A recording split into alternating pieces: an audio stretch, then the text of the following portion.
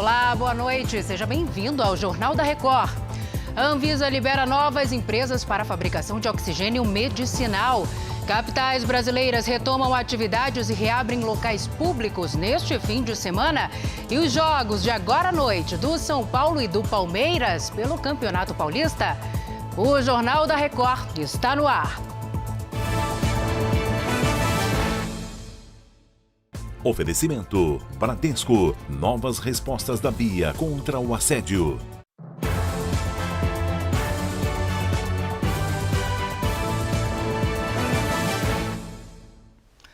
Começamos esta edição por São Paulo porque vários setores da economia vão reabrir e atender presencialmente neste sábado. Então vamos saber o que está autorizado a reabrir com a Giovana Rizardo. Gi, boa noite para você. Oi, Salsi, boa noite para você, boa noite a todos. Nesta etapa da fase de transição, foi anunciado pelo governo que restaurantes, também salões de beleza, barbearias, atividades culturais voltam a receber pessoas das 11 da manhã às 7 da noite. Esses estabelecimentos só podem funcionar com 25% da capacidade.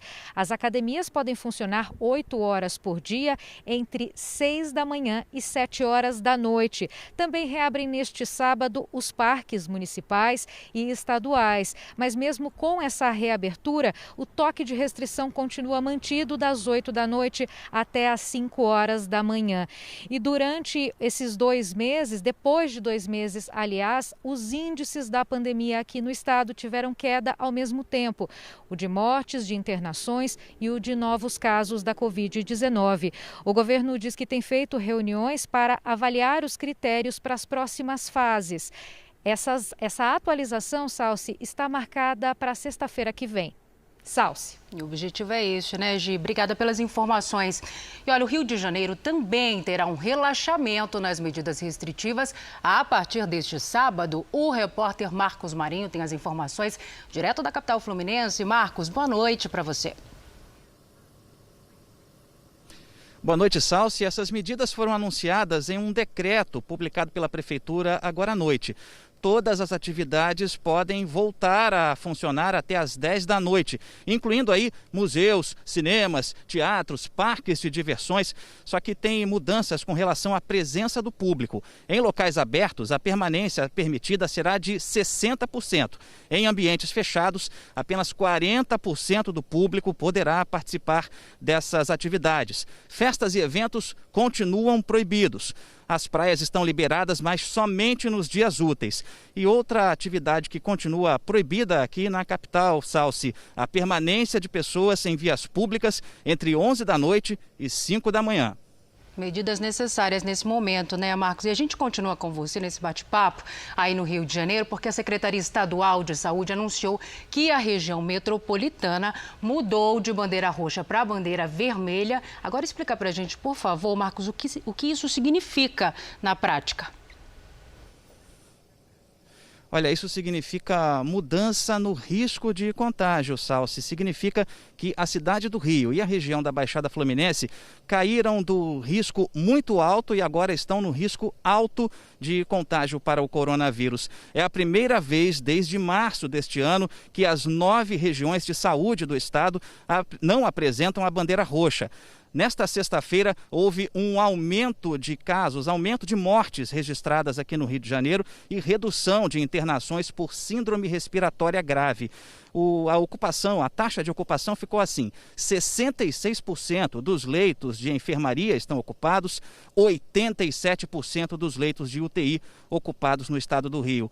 2 milhões de pessoas já foram imunizadas contra o coronavírus aqui no Rio, Salsi. Os números ainda assustam, né, Marcos? Obrigada pelas informações. Agora vamos aos números da pandemia no nosso país. Olha, segundo o Ministério da Saúde, o Brasil tem 14.237.000 casos de Covid-19. São mais de 386.000 mortos no nosso país. Foram 2.914 registros de mortes em 24 horas Também, neste mesmo período, 37 mil pessoas se recuperaram da doença. No total, já são 12.711.000 pacientes curados da Covid e 1.139.000 seguem em acompanhamento médico. A pandemia dificulta o processo de emissão de vistos para os Estados Unidos. Com o fechamento dos consulados e sem prazo para uma reabertura, tem brasileiro buscando ajuda em outros países. O emprego está garantido, mas a Sara não consegue chegar aos Estados Unidos. Ela é uma das brasileiras que estão desde o início da pandemia na fila do visto americano. Consegui para abril e abril foi cancelado. Depois eu consegui para junho, remarquei para junho. Foi cancelado novamente. E aí marquei de novo para janeiro desse ano. E foi cancelado mais uma vez e falou que não teria uma data disponível tão cedo, né? Só na empresa do Francisco, já são mais de 700 pessoas na mesma situação. A gente tem realmente muito cliente que já está agendado, alguns vêm sendo cancelados, mas quando cancelado a gente já vai lá imediatamente e já agenda novamente. São decisões drásticas, são decisões duras, mas são decisões tomadas de forma soberana, ou seja, não cabe nenhum recurso contra ela, e em nome do interesse público, do interesse nacional. Com os consulados fechados em todo o Brasil, os processos de emissão de vistos americanos estão paralisados. E de acordo com a Embaixada dos Estados Unidos, ainda não há uma previsão de retomada. Esse cenário tem feito muitos brasileiros como a Sara irem tentar uma vaga em consulados americanos de outros países. A Sara está no Chile há um mês. Fez um novo pedido de visto no consulado do país, mas só conseguiu marcar a entrevista para julho. Ela não sabe se vai conseguir segurar um emprego como babá. Eu estou aqui há mais de um mês e meus sonhos estão congelados, porque o consulado não me dá uma resposta. Situação difícil, né? Já os governos de Israel e do Bahrein assinaram um acordo sobre o reconhecimento de certificados de vacinação contra o coronavírus. O pacto vai permitir que os cidadãos imunizados viajem livremente entre os dois países. As nações estão entre as mais avançadas na vacinação. Mais de 60% da população de Israel já recebeu ao menos uma dose. No Bahrein, o percentual é de 47%. As duas nações normalizaram as relações diplomáticas em setembro do ano passado. Na Dinamarca, é um aplicativo que dá acesso a quem foi imunizado ou testou negativo para o coronavírus. O certificado digital libera os moradores que agora podem aproveitar atividades culturais, estádios, museus e restaurantes. Foi o modo escolhido para o país evitar que comércios fiquem fechados. A iniciativa pode ser adotada por outros países da Europa. De volta ao Brasil, o Comitê Olímpico do Brasil confirmou nesta sexta-feira que pretende vacinar contra o coronavírus todos os atletas do país que vão disputar a Olimpíada de Tóquio, no Japão. A Virgínia Nalon tem os detalhes pra gente. Virgínia, boa noite para você. Oi, Salso, boa noite para você, boa noite a todos. Cerca de 2.000 pessoas estão na lista. São atletas olímpicos, paralímpicos, integrantes da comissão técnica e colaboradores. O COB diz que foi procurado sim pelo Ministério da Defesa e que está conversando com a entidade para definir o caminho a ser seguido, respeitando o Plano Nacional de Imunizações. A Olimpíada de Tóquio estava marcada para o ano passado, mas foi adiada por causa da pandemia. A competição será disputada a partir do dia 23 de julho, mas alguns países já incluíram essas equipes olímpicas no grupo prioritário, como a Nova Zelândia, a Espanha e o México. Salce. Tá certo, Virgínia. Obrigada pelas informações. E olha, a Agência Nacional de Vigilância Sanitária concedeu autorização para a fabricação de oxigênio medicinal a 3 empresas nesta sexta-feira. Então vamos a Brasília com o Matheus Scavazini. Matheus, boa noite. Boa noite, Salce. A medida deve reforçar o abastecimento de hospitais pelo país que vem sofrendo com a falta de insumos em meio à pandemia. A agência deu aval para as empresas Oxy Borges, Comércio de Gases Industriais, Oeste Comércio de Gases Derivados do Ar e Oxigênio Cariri. Toda empresa que fabrica e envasa os gases medicinais precisa de autorização de funcionamento, que é concedida depois do cumprimento de requisitos técnicos e administrativos. A Anvisa informou também que não existe até o momento nenhum pedido pendente para autorização de fabricação de oxigênio. Salsi. Tá certo, Matheus. Já já a gente conversa mais um pouco. E no Paraná, políticos estão sendo investigados por suspeita de furar a fila da vacinação contra a Covid-19. A Camila Andrade está em Curitiba e conta os detalhes pra gente. Entre os suspeitos estão um prefeito, 2 ex-prefeitos e 26 vereadores que supostamente tomaram a vacina contra a Covid-19 indevidamente em 29 municípios do interior do Paraná. O grupo de fura-filas foi notificado pelo Tribunal de Contas do Estado. Diante das justificativas que não convenceram, o TCE decidiu então abrir a investigação. O processo também será encaminhado ao Ministério Público do Paraná. Além da multa imposta pelo tribunal, os políticos também responderão pelo crime de abuso de autoridade e corrupção. Salsi. Obrigada, Camila. Agora a notícia boa para os comerciantes das praias de Pernambuco, que já tem data para voltar ao trabalho. O Rubens Marinho está no Recife, tem os detalhes dessa retomada. Rubens, boa noite. Boa noite, Salsi. A partir de segunda, o comércio de praia vai funcionar nos dias de semana, das 9 horas da manhã às 4 horas da tarde. Já nos finais de semana, o comércio vai continuar proibido. Os comerciantes estavam parados desde que as restrições mais rígidas foram decretadas em todo o estado no dia 18 de março. Já para os outros estabelecimentos, o governo autorizou a ampliação do horário de funcionamento no fim de semana. O comércio pode abrir às 10 horas da manhã e fechar às 6 horas da tarde. A medida vale até o dia 9 de maio. Salsi. Obrigada, querido. E já em Goiânia, as atividades não essenciais foram liberadas aos fins de semana. A repórter Revana Oliveira tem as informações.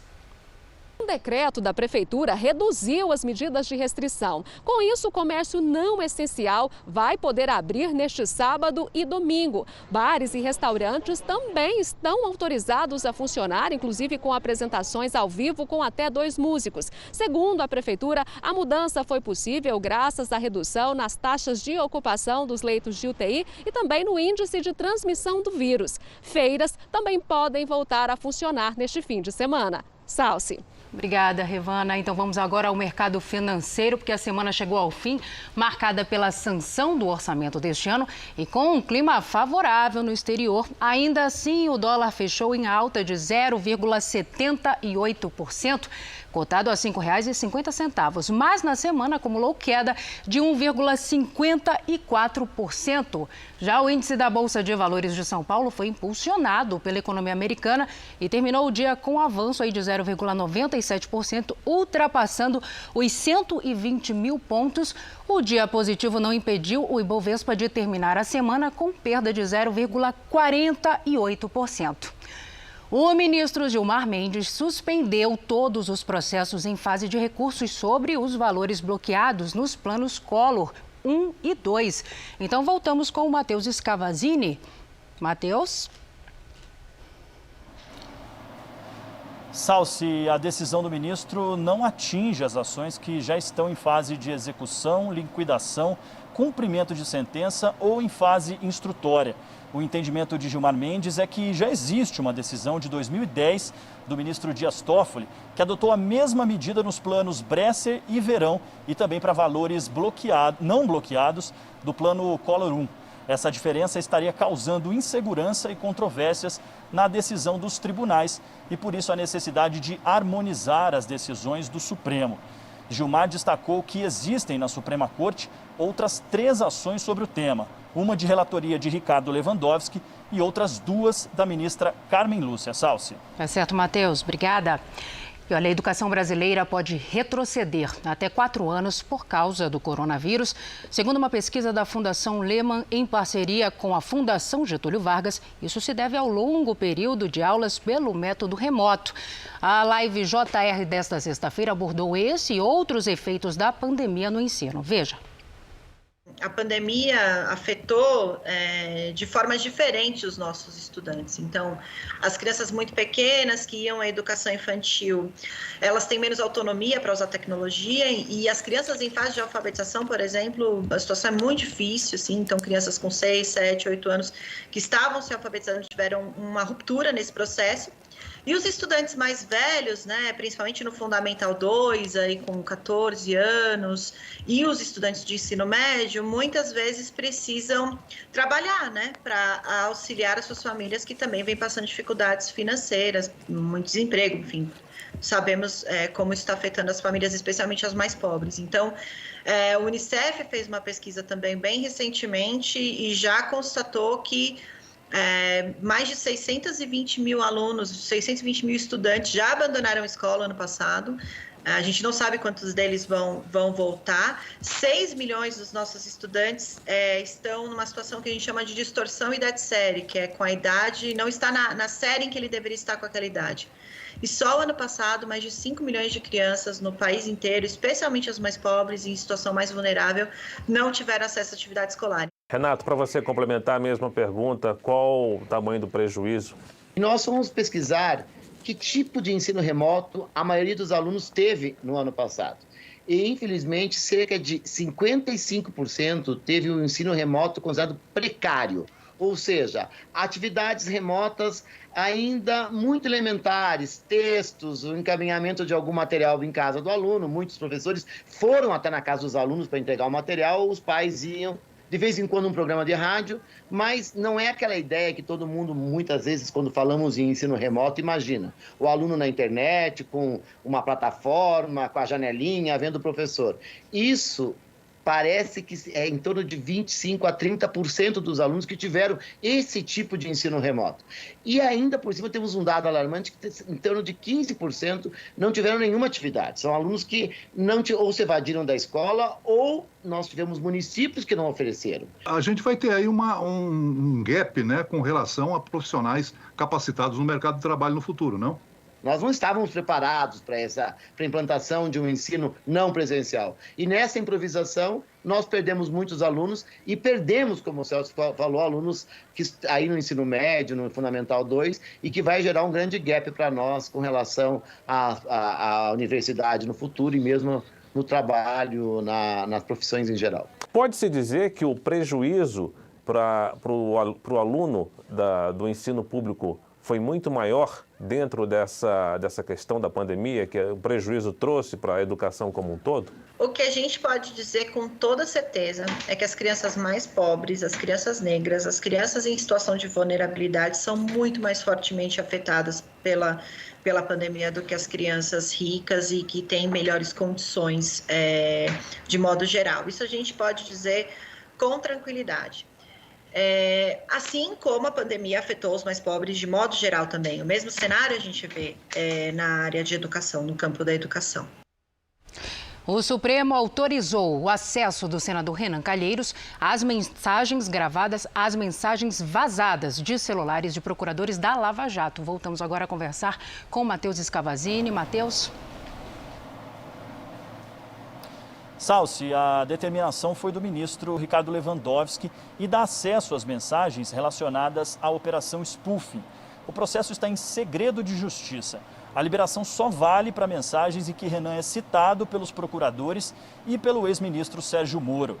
O Ministério Público acusa o senador de receber propina de desvios da Petrobras. Em fevereiro, Renan protocolou no Senado um projeto de lei que anistia hackers que vazam conversas com o argumento de que essa ação contribui para a melhoria das instituições, porque, segundo ele, os diálogos são confissões de perseguição política.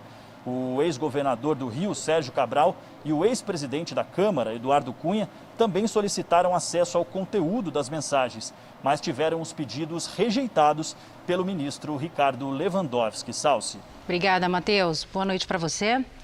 E o ministro Alexandre de Moraes, do STF, decidiu prorrogar por mais 90 dias o inquérito que apura a acusação do ex-ministro Sérgio Moro de interferência do presidente Jair Bolsonaro na Polícia Federal. A investigação está paralisada até que o Supremo decida se o depoimento de Bolsonaro será presencial ou por escrito. O julgamento chegou a ser iniciado, mas foi adiado com a aposentadoria do antigo relator, ministro Celso de Mello, e ainda não foi retomado. A população da Austrália Ocidental correu para o supermercado depois que o governo decretou um lockdown repentino de 3 dias. A medida é para conter o avanço do coronavírus. Neste supermercado, na cidade de Perth, os carrinhos de compras estavam cheios e a fila bem longa. O número de casos diários no país em abril não havia passado de 27, mas nas últimas 24 horas, 38 pessoas testaram positivo. O novo surto fez com que a Nova Zelândia, que zerou as contaminações, suspendesse as viagens entre os dois países.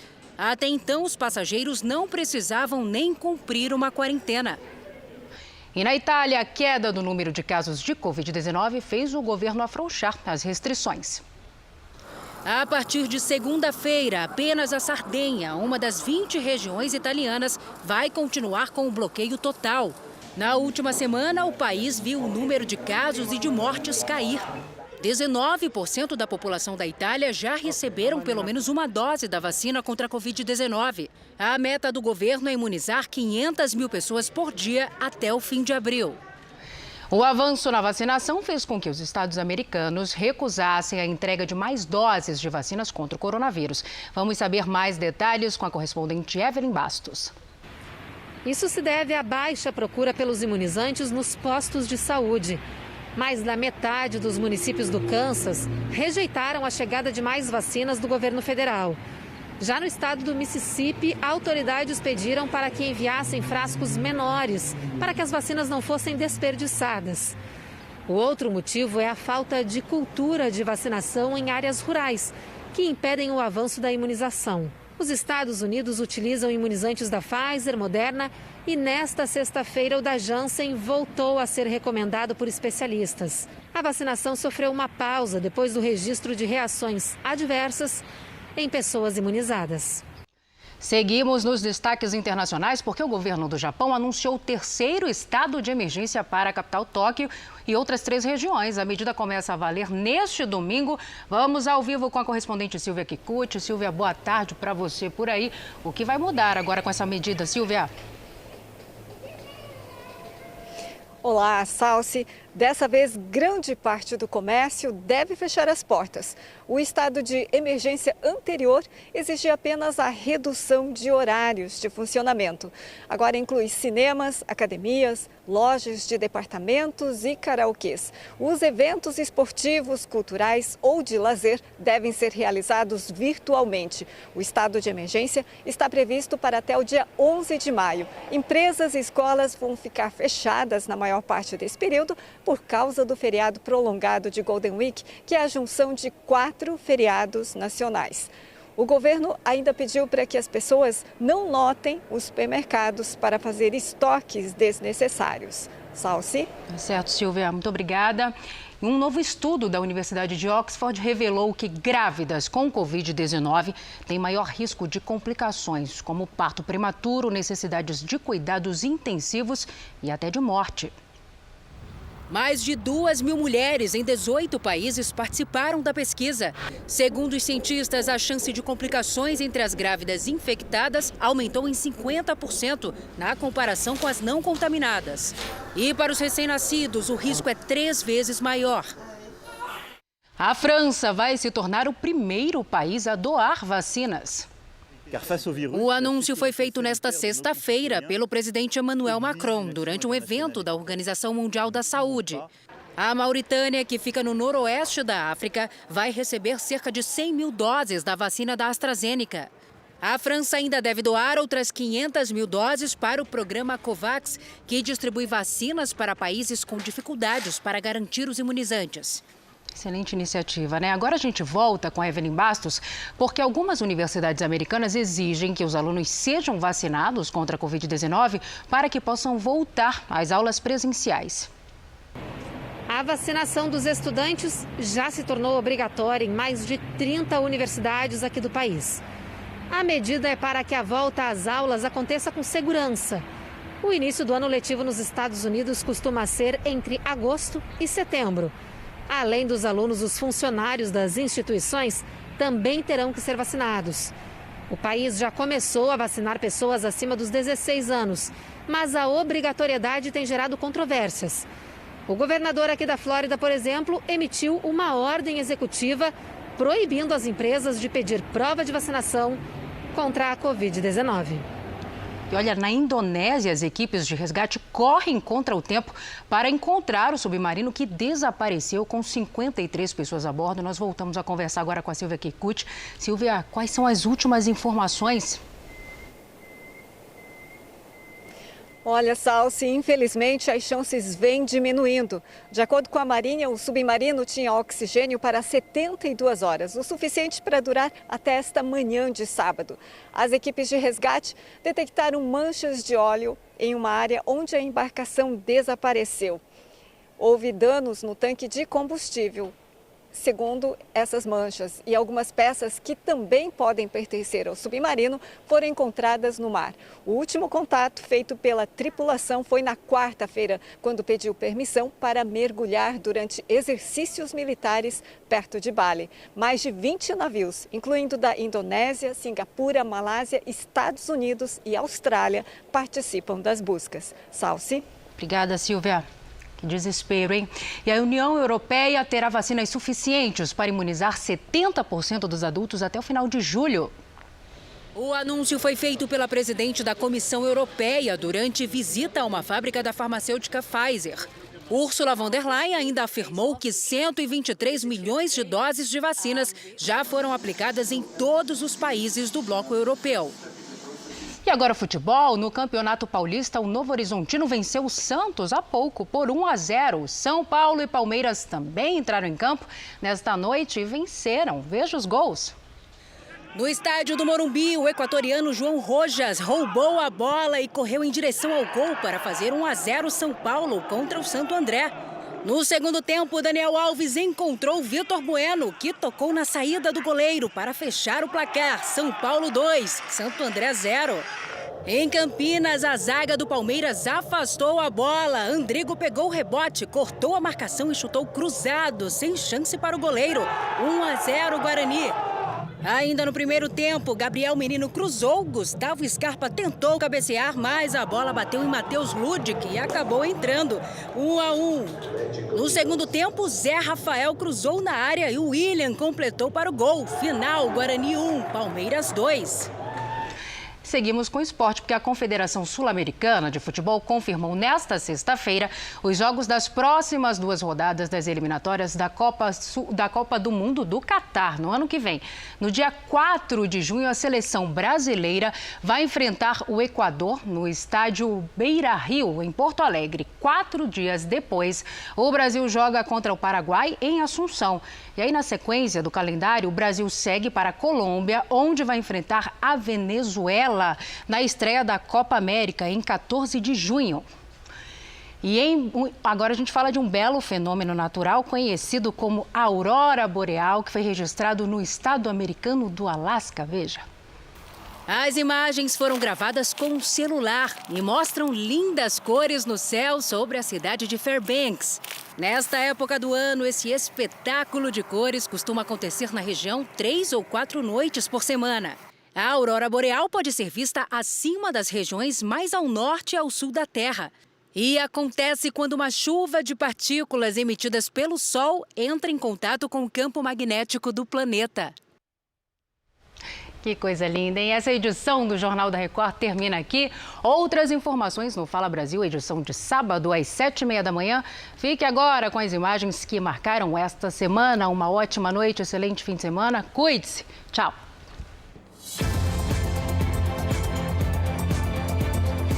Destaco aqui o compromisso de eliminar o desmatamento ilegal até 2030.